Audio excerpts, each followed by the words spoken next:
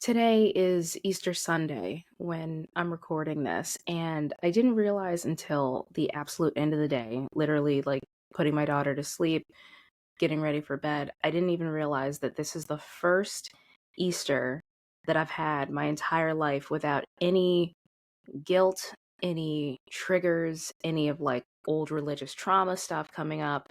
Um, Last year was okay, but this year, I didn't even realize I didn't feel any of that. And it made me think about how I got here, how I got to the point where I could leave all the religious stuff behind. I could leave all of the triggers behind and just enjoy the day, not thinking about religion. Honestly, not even really thinking about spirituality, believe it or not. Just enjoying the day, watching my daughter run around, like having food with family, eating candy, and not giving a shit about the stuff that used to haunt me constantly.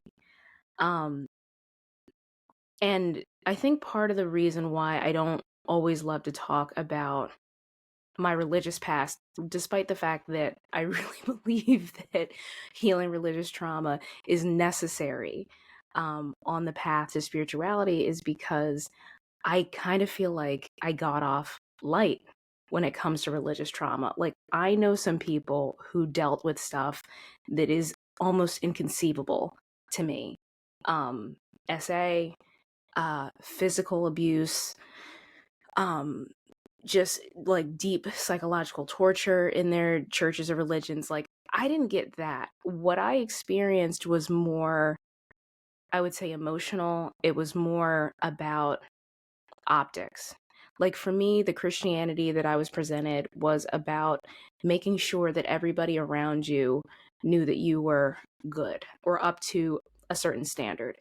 It wasn't about a personal relationship with the divine, which is like basically how I try to live my life now. It wasn't even about trying to make the world a better place. It was literally about, what does everybody else think about you? What does everybody else think about your religious life? What does everybody else think about your family? It was about optics. That was it. And that was a huge issue for me when I was starting to question everything. And what I kept coming up against was, what are people going to think? What are people going to think if I question this? What are people going to think if I try this other thing out? And it wasn't until I was in high school and I was taking, comparative religion class or sociology class or whatever, and we started learning about different religions around the world. And I knew about these other religions, but I'd never really learned like the intricacies of them. And that's when I learned about Buddhism and I learned about meditation. And I was an extremely anxious teenager. So meditation sounded amazing. And I started meditating around like 15, 16, and I loved it. And I remember telling my mom about this, and she was freaked out at the fact that I was meditating. And I remember her saying something to something about like, oh, well, you can meditate, but you don't have to be like Buddhist to meditate, just so you know that. Like, she was trying to plant the seed, like, yeah, it's cool if you like close your eyes and sit quietly, but not in the context of Buddhism. Um, and that kind of opened the door for me of like, oh, there's other perspectives. My perspective is not the only perspective.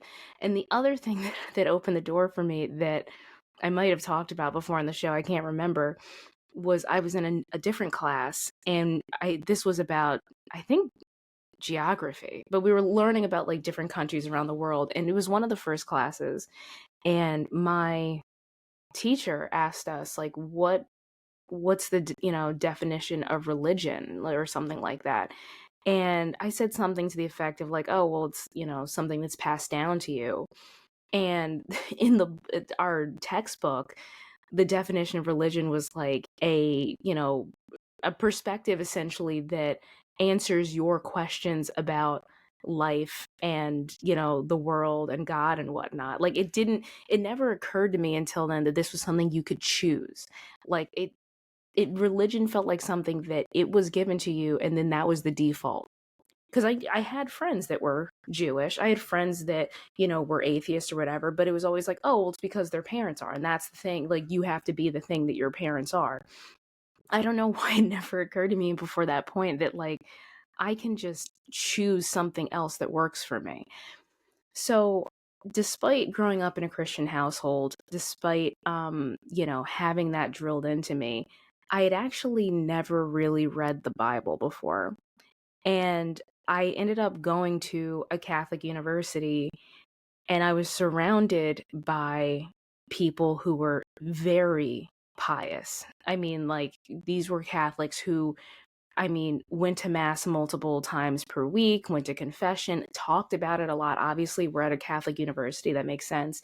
There were nuns walking around. There were priests walking around. There were statues everywhere. I just never been around this before because I grew up in a Baptist Christian. So this gave me a bit of a crisis because I was given a Christian upbringing that was not really rooted in, it was rooted in a lot of some biblical stuff, I would say, but it was more about the, like, architecture around it, if that makes sense. Um, I did have, like, kids' Bibles and stuff like that, so I wasn't, unaware of a lot of the stories, but it wasn't like the people I went to college with. They were very serious about their faith in a way that I just never experienced before in that way, and I definitely never been around Catholics before. So, this really made me start to question because they were so into it and, like, so serious about it. And I decided to do the only normal thing. Um I bought a Bible. Obviously, I'm at a Catholic university, so I can just go to the bookstore and buy one. And I read it cover to cover twice. Like, every page, read every single page. And I also spent a lot of time learning biblical Greek, biblical Hebrew. I was reading a lot of really high level theology, and I learned a lot in probably a year and a half, very short amount of time. I mean, I sped through this and spent all of my free time trying to understand why people believe this. And what I found, here's two things I found. One, um, I guess I didn't have really good social skills because as I'm reading the Bible and I'm having all these questions and I'm learning about the history of how the Bible came together and I'm learning about the history of how the church came together, whatever you want to call the church, Catholic Church, Christianity in general, how it came together. Um, I realized that the stories and what people think of Christianity is not, or even what people think of the Bible is not as straightforward as we're told. Um, and I still had more questions, even though I had read the Bible cover to cover. So the first thing I found out is that people do not like it when you ask them why they believe in God. People really get uncomfortable with that. I, am 18, 19 years old, fresh in college, and I'm, meeting people, and I'd get to a certain point, I'd be like, oh, you're like, a Christian, Catholic, whatever. Why do you believe in God? And a lot of people, there were a couple people that were, like, really cool with me asking these questions, but a lot of people just did not even want to broach the subject. The other thing that I found out is a lot of Christians don't read the Bible. I would bring up, like, deep cuts from the Bible. I'd bring up, like, biblical Greek or biblical Hebrew and, like, translations and stuff, and I'd say, like, "Hey, well, I don't understand, like, why is this, this doesn't really make sense to me," and they would have no idea, what I was talking about. So, what I ended up doing was just going to different churches and trying to talk to people at church. Like, at this point, I was talking to people on campus. I was like, oh, if I go to a church, surely those people have an understanding of what I'm talking about. And of course, they didn't either. Um, so that was kind of a theme for a few years, during my college years, is that I was just doing this kind of, like, solo seminary thing. Um, and trying to figure out like why people felt that um Christianity, the Bible, the story of Jesus, like why they felt this was so clear. And all I had was more questions.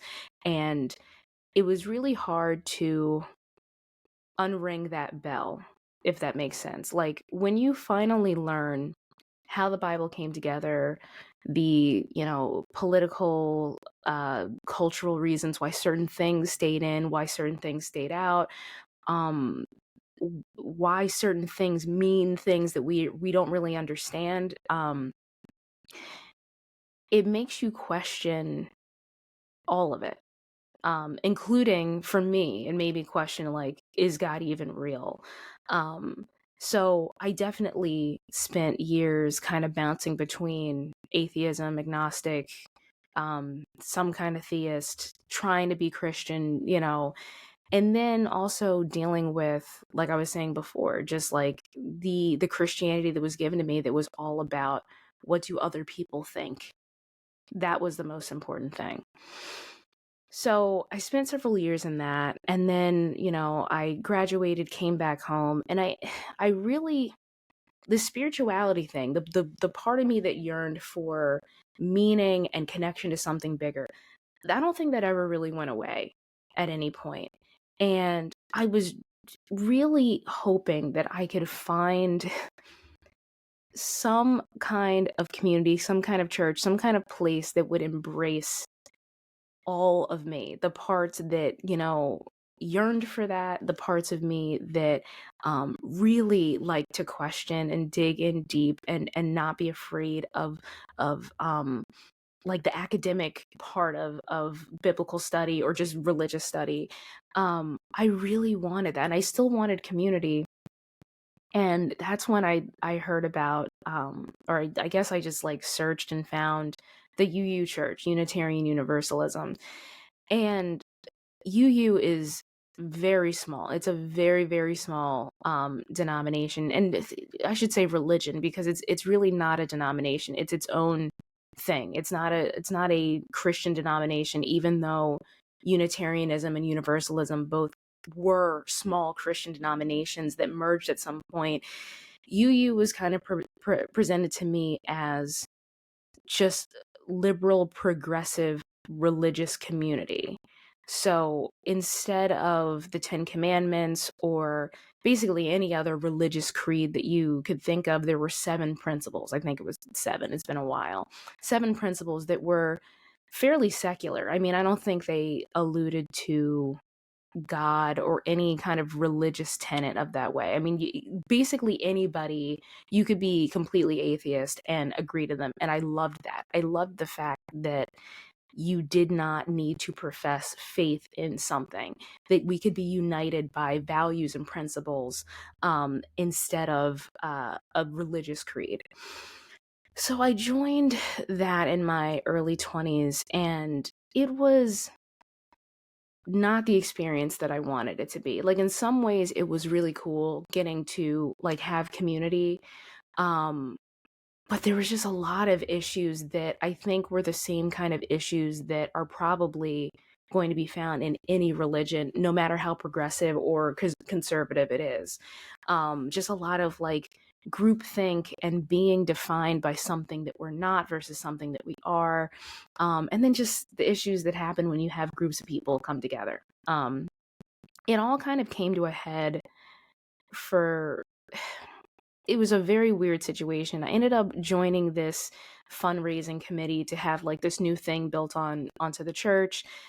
I ended up diving headfirst into a whole bunch of drama, historical drama at the church that I didn't know was there because I'm, in my early 20s, very naive. And it got to the point where I just needed to take time off from church. So I decided, you know what? I'm going to take time off from church for a few weeks. Like this is really stressful. And keep in mind, I'm still living at home at the time. And one Sunday, one of the members of this church, this older woman in her 70s, came to my house um, to ask why I wasn't coming to church anymore. And here's the thing, I wasn't home at the time. So I'm living at home with my parents. I was actually in the city with my dad, like hanging out. My mom was home, and this woman questioned my mom, who is not a member of this church, had never been to this church, asking her like, why is Camille not coming to church anymore? And basically, whatever, my mom was livid, obviously, and whatever she ended up telling my mom, this woman took back to the church and started, spreading all these rumors about me. So yeah, Unitarian Universalism, that church, that ended very poorly, for me, obviously. And having that person from the church come to my house looking for me, um I don't think that's indicative of that religion, but it was indicative of that church, and that was all I needed to know. So after the UU incident, I bounced around a little bit. I tried Christianity again. I was going to this Presbyterian church for a while, and even though I had issues with Presbyterianism, because Presbyterians are Calvinists, and Calvinists believe that God predestines people to heaven or hell, which I had issues with. But the church itself was nice, and I was like kind of going to some classes there for a while, and I liked it because it was like very academic. So I did that for a little bit, and I eventually got to the point where I was like, okay, Christianity is not for me. I was going to a Buddhist temple for a while. Um, that was better, but I still had this issue where like I had this like religion giving me the ick thing. I went to this like Buddhist retreat at the temple, where it was like a full day silent retreat. It was lovely. It was absolutely wonderful. It was just kind of like guide or walking meditation and silent meditation all day. And then at the end of the day, everyone could talk and talk about their experience. And I remember at the end of the day, when we were all done, I was talking with one of the monks that ran this temple, and we were chatting and just, talking about the day and whatnot. And in the middle of our conversation, the abbot, who, this was his temple, walked in, and all of the monks froze and like stood at attention. And it just really freaked me out. But I was like, okay, I mean, this is their boss. They want to, I don't know, look like they're ready for whatever he needs. Um, and the abbot comes over, and we chat for a little bit. And I just kind of was saying to the abbot, I was like, oh yeah, I really enjoyed today. I had a lot of fun. And the abbot kind of jokingly says to the monk, like, you hear that? She had a lot of fun. I don't know if you're doing your job. Like, they're not supposed to be having fun here. And the monk looked so uncomfortable. Like his face, like the color drained from his face. And I couldn't understand, like, why are you holding this person up, the abbot, as if he's like a demigod? I mean, he's a guy from Brooklyn. I don't know, like, why. It's not a knock against Brooklyn. I hope you know what I'm saying. Like, he's just some dude. He's just a guy. He's very, very knowledgeable. He's really knowledgeable, and he gives great talks and great lessons, but like, he's just a person. And I realized that I think almost anywhere I go, uh, no matter what religion it is, I'm going to find those kind of issues. And it took several more years for me to really get comfortable with the fact that I don't think any religion is going to be right for me. And I think I need to do my own thing. And that's how all of this was born. That I just realized I don't fit into a religious box. I just don't. Even without the trauma, like I was saying at the beginning of this video, I have dealt with so much of my religious trauma, so much of the baggage, so much of the guilt, so much of the shame. I'm in such a good place. And still, I could not imagine really becoming part of a religious community. I don't see it for myself. And I feel like um religious communities are for some people, and for the rest of us, it's just not a fit. It's just not. And the thing that I had to learn is how to not give a fuck about how much that bothers some people. And I just had to get to this point where I realized I don't owe anybody an explanation as to why I won't be attending their church or their temple. It's just not for me. It's just not for me. No matter how nice it is. And through the course of my journey, I've been to a lot of really nice churches and a lot of really nice temples. But none of them were my home. And I realized my home's right here. It's just in my heart. That's it. I honestly don't really know how to end this one because I wasn't planning on talking about my journey to this level. I've had most of my podcasts at this point be focused on the people I'm interviewing and their journey, but I think it is important to understand where I'm coming from. Why do I care so much about talking to other people who have also done this work of stepping away from religion for the most part and building their own path? I really think it's important for those of us who know that we don't fit in to those spaces and know that there's nothing wrong with you. You're not an outcast. You're not a loser. You're not a weirdo. You belong. But the first place you belong is inside of yourself, in the truth, in the heart, in your heart, inside yourself. That's the first place you belong. Then once you figure out that, then you can find other people to connect with and whatnot. But it's fine and it's okay if you tried the out of the box thing, you tried the, standard off the shelf religion, and it didn't work for you. As always, highlyspiritualperson.com if you want more resources, more blog posts, more episodes to help you build your own spiritual path, to help you get rid of religious guilt and religious shame. And as always, I will see you all next week. Thank you so much for tuning in to this episode of the Highly Spiritual Person podcast. I really hope you found this conversation inspiring and uplifting. If you did, please consider hitting that like button and subscribing to our channel for more updates. And remember, sharing is caring, so if you think others would benefit from this content, don't hesitate to share it with your friends and family. We'll be back with more exciting content, so stay tuned and stay curious.